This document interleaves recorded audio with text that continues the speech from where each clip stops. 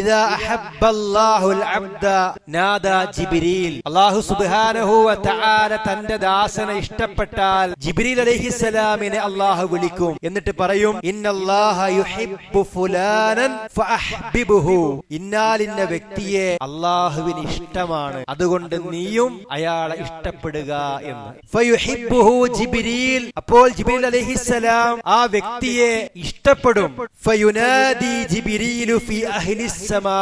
എന്നിട്ട് മലക്ക് ജിബ്രീൽ അലൈഹിസ്സലാം വാനലോകത്ത് വിളിച്ചു പറയും, ഇന്നല്ലാഹ യുഹിബ്ബു ഫുലാനൻ ഫഅഹിബ്ബൂഹു. ഇന്നാലിന്ന വ്യക്തിയെ അല്ലാഹുവിന് ഇഷ്ടമാണ്, അതുകൊണ്ട് നിങ്ങളും അയാളെ ഇഷ്ടപ്പെടുക. ഫയുഹിബ്ബുഹു അഹ്ലുസ് സമാ.